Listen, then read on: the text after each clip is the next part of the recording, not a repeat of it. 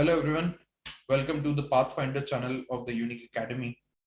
I'm Jayesh Wagh and today we are going to discuss two very different things in JEE mains exam.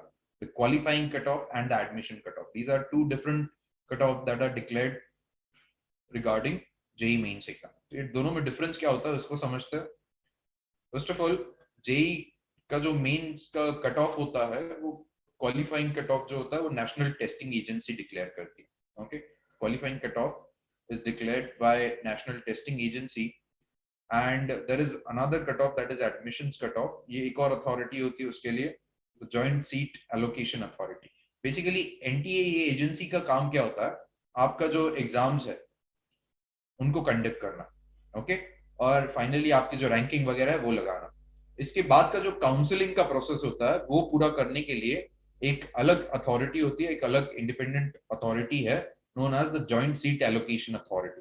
Okay, so the qualifying cutoff is declared by NTA and it gives you the minimum score required in JEE mains exam so as to become eligible to appear in JEE advanced exam. तो qualifying cut of ये किस लिए जरूरी होता है, इसका main purpose होता है उन कैंडिडेट्स को बताने के लिए कि आप JEE एडवांस के लिए क्वालिफाइड हो या नहीं. Okay, so there are somewhere around last year का अगर फिगर देखोगे somewhere around 9.5 lakh candidates who appeared for JEE mains exam. Okay, out of that you'll see 2.5 lakh candidates are selected, around 2.5 lakh candidates are selected for the advanced JEE advanced exam. ठीक है, तो ये JEE advance वाले जो candidates है कहां तक होंगे, कौन से रैंक तक होंगे या फिर कौन से परसेंटाइल तक होंगे, ये बताने के लिए एक क्वालिफाइंग कट ऑफ होता है. The other cut off is your admission cut off. Admission cut off ये बेसिकली आपको बताता है कि कोई भी पर्टिकुलर इंस्टीट्यूट में या फिर कोई भी पर्टिकुलर कॉलेज में ओपनिंग और क्लोजिंग रैंक क्या रहा है. Okay, what has been the opening and the closing rank in these different institutions. ये अलग अलग इंस्टीट्यूशंस के लिए अलग अलग रहेगा.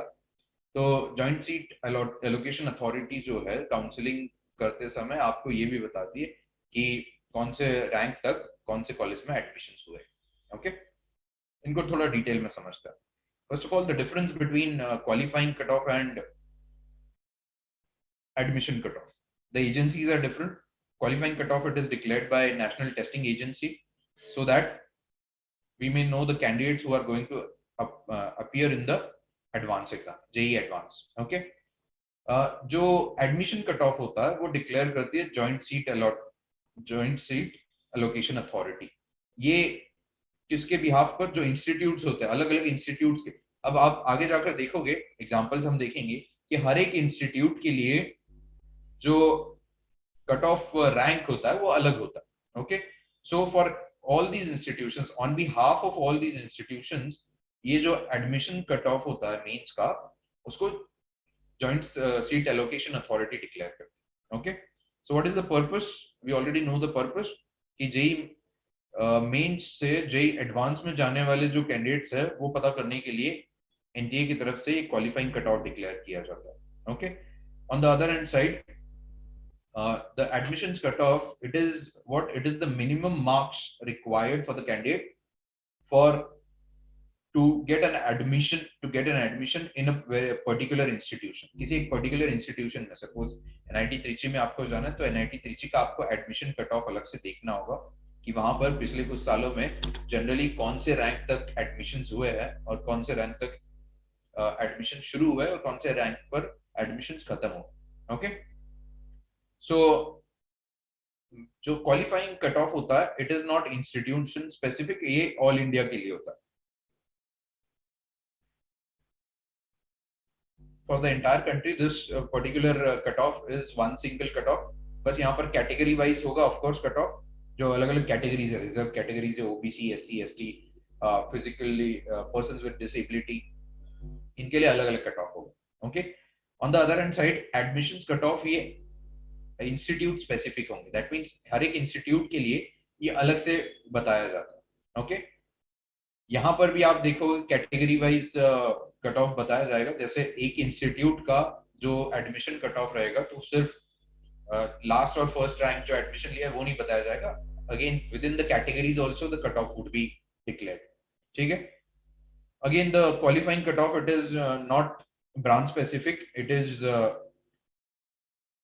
it is for the entire process of JEE Advanced. On the other hand side, अगर हम देखते हैं JEE मेंस एडमिशन को देखते हैं, एडमिशन कट ऑफ को देखते हैं, तो ये ब्रांच स्पेसिफिक भी रहेगा. दैट मींस हर एक इंस्टीट्यूट में हर एक ब्रांच के लिए कट ऑफ कितना है, opening rank as well as closing rank कितना है, ये इससे पता चलेगा. Okay. So JEE means qualifying cutoff is used only for advance, only for understanding who all are going to attend the JEE advanced exam. It is not used for admission, whereas admission cutoff, it is used for admissions to the different institutions. ठीक है. So since this particular cutoff, JEE means cutoff, ये आप देखोगे, जो अगर पिछला video आपने देखा होगा जिसमें हमने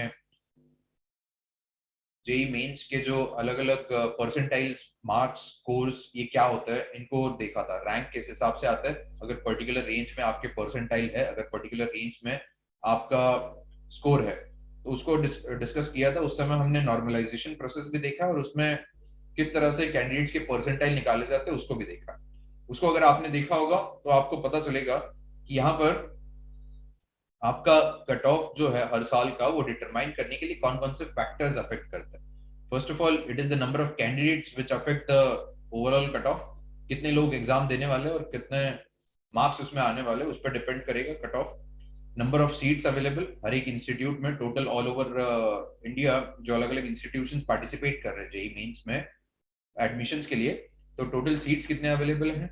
difficulty level, higher the difficulty level the cut off would be low. On the other hand side, if the difficulty is on the lower side, the cutoffs would go on the higher side. Okay. And of course, it depends on the means cutoff of the previous years.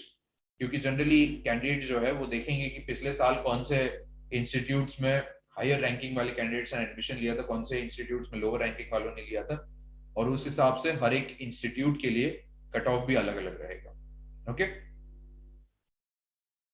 Okay, so these are the qualifying cutoffs for 2021.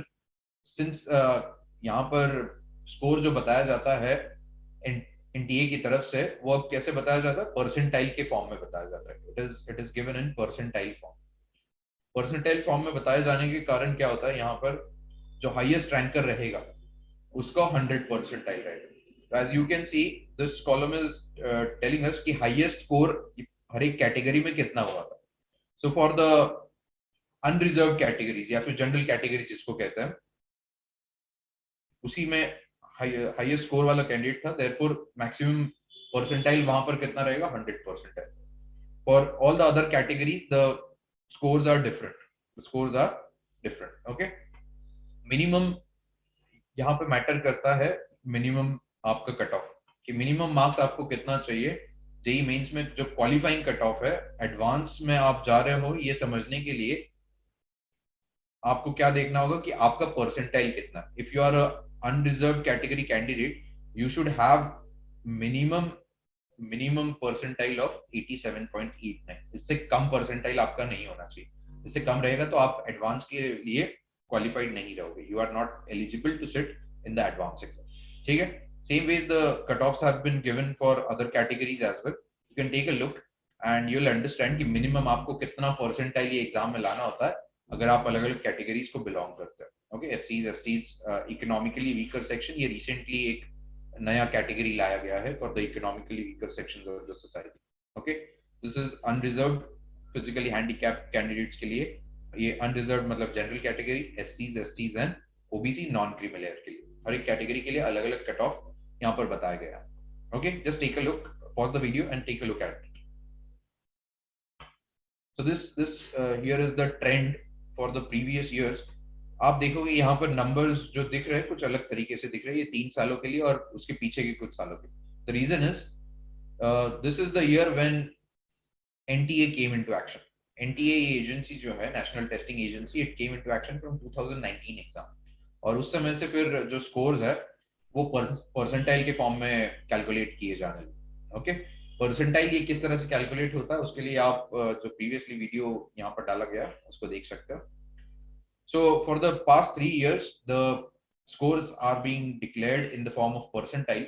और अलग अलग categories के लिए कितना percentile होता है वो भी आपको यहाँ से समझ में आएगा. So these are the percentiles up to 2021 since 2013.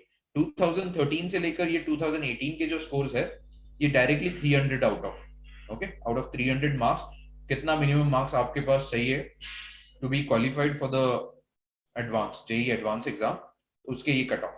Okay,